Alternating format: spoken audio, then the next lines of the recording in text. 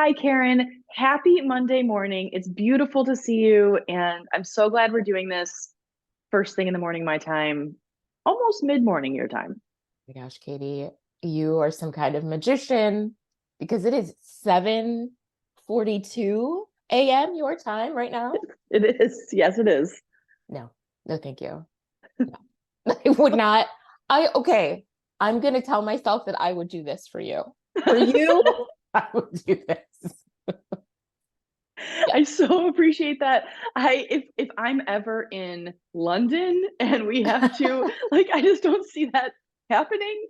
I so appreciate it, Karen. And I honestly am not upset about I feel like I'm getting up earlier. Ever since the time Oh, change, I'm like getting up. I don't know. The whole thing that, a couple weeks ago when it was like this morning routine of like, oh, I just lay in bed and I meditate and fuck that. No, I don't. Now I get up at like 6:45 and I'm like, where's my green tea? Yes, I'm drinking caffeine now. I know it's actually helping my blood pressure, but yeah, I don't know. I think morning routines they change. I'm just trying to give myself grace, which is a Easter egg, friends, on what we're going to talk about today. But I am trying to give myself grace as I drink my green tea right now. So I mean, I'm drinking decaf out of my Powell's bookstore mug that I love. So yeah, I'm we're with here for you. it. Yes. All right, should we jump in? I have a million questions for you though about how your weekend went. So let's start there actually. Okay, so I am friends. If you're hearing my voice and it sounds weird, it's because I am on my AirPods, which I apologize, but I am in Sausalito right now. And yeah, so I got here on, well, I'll just take you through a blazing, very fast session. I don't know what I'm trying to say, like a explanation. So on Saturday, I get to the Redmond airport outside of Bend. And I immediately, of course, when I get to the gate, am going to call my sister, which is just kind of what I normally do. And I open my purse and I have no phone. And I realize, oh shit, my phone's at my house and I'm going to be flying without it. I had a paper ticket. So I had to check in at the kiosk, whatever. Anyway, so then I walk up to this woman next to me, total rando, and I'm like, oh my God, excuse me. I just realized I don't have my phone. Can I please use her phone, like her personal cell phone to call Tyler? So I called Tyler and he's like, oh shit. He's like, well, can I turn around? Like, can I get to you? Like, I'll go home and then and I'm like, no, no, no. I'm seriously boarding in 20 minutes. Like, there's absolutely no way. And I was like, I'll call you when I get to SFO. Anyway, long story short, I don't have a phone. So that was Saturday.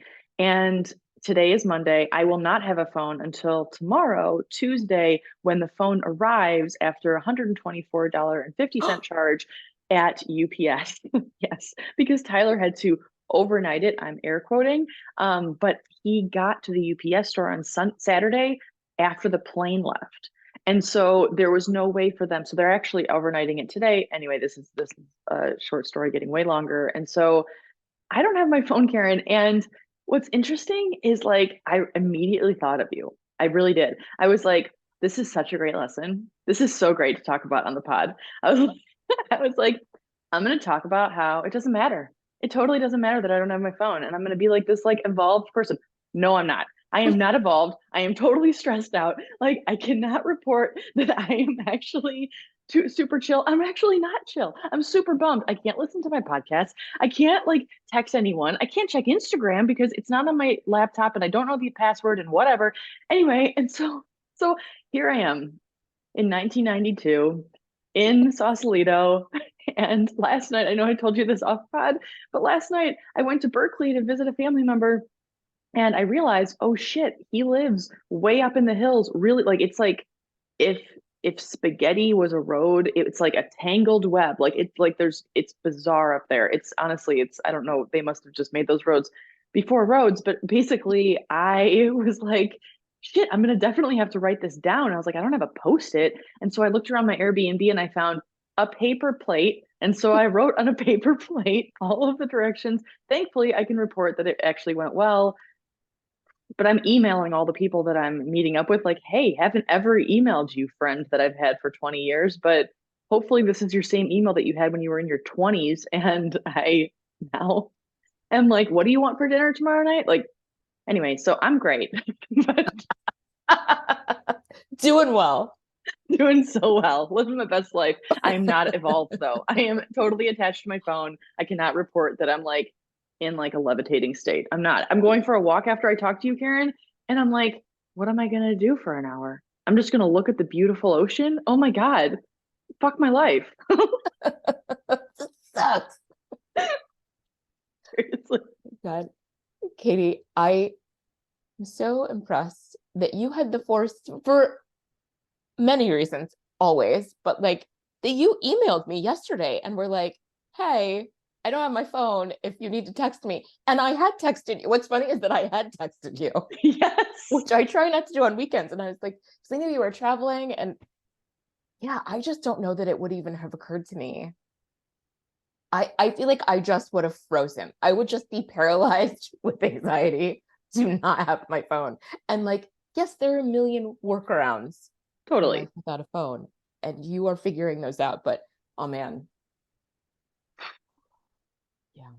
Thank you. I mean, I did think of you and I was like, oh shoot. Like I just keep thinking of all the meetings that I have, which of course are in my notes app and like which I don't have access to. But I mean, I'm so glad that I emailed you because I hadn't emailed you the video file anyway.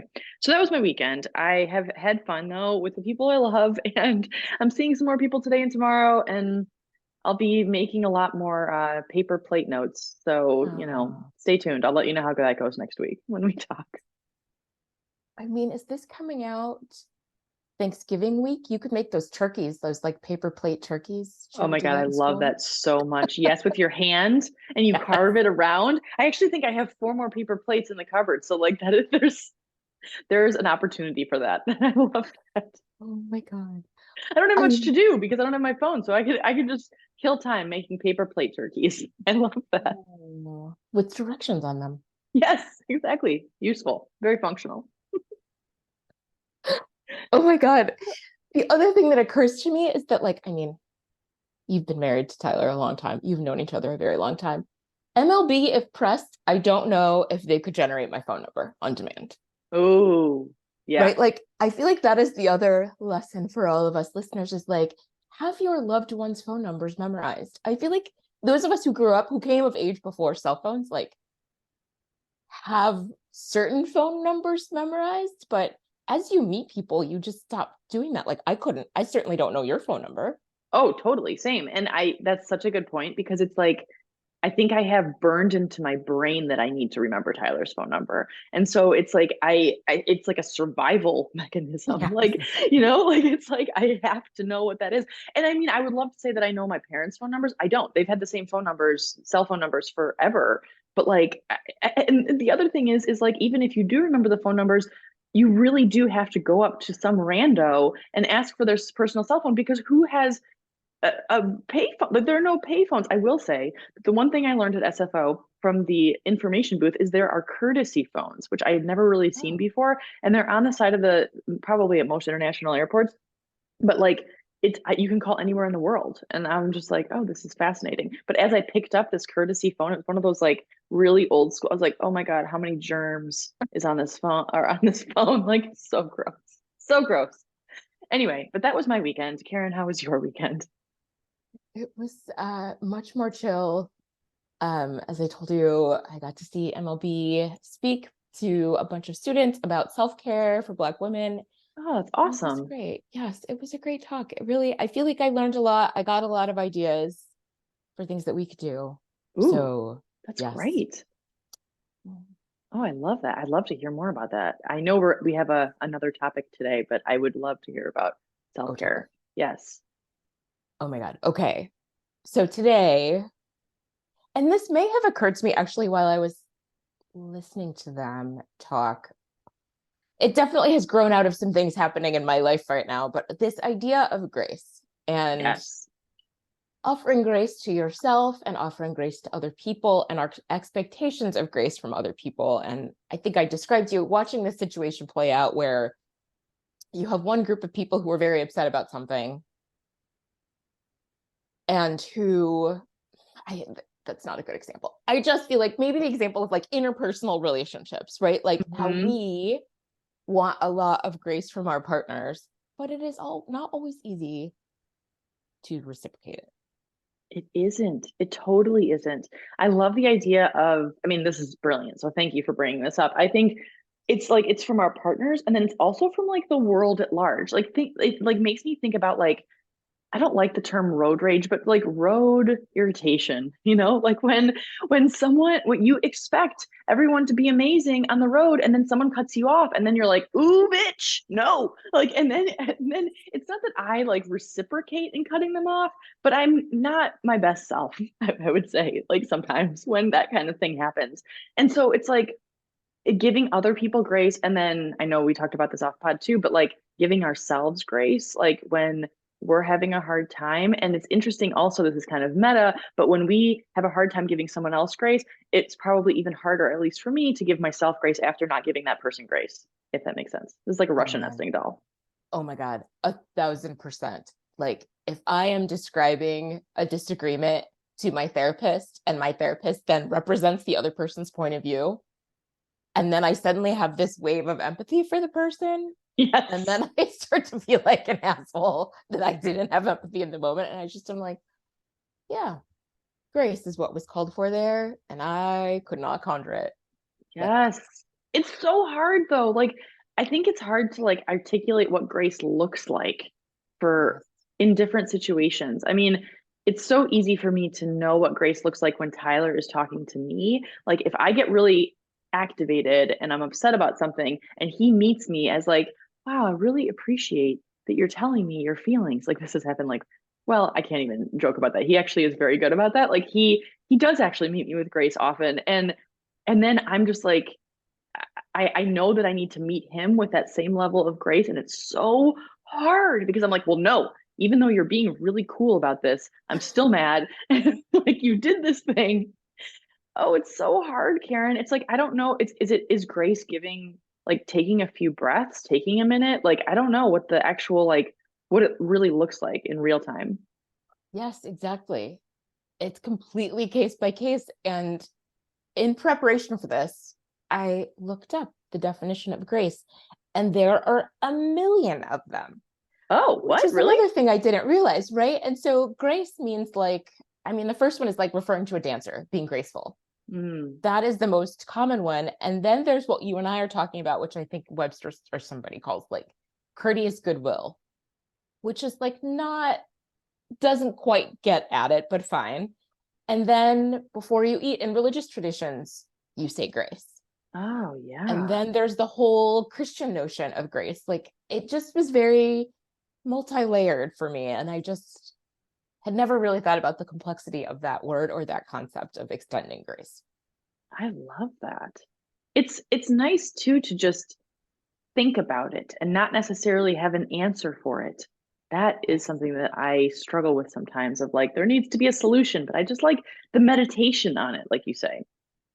Yes, exactly. Well, and like I think I'm gonna start approaching some situations with like, how can I extend this person grace and how can I ask for it in return?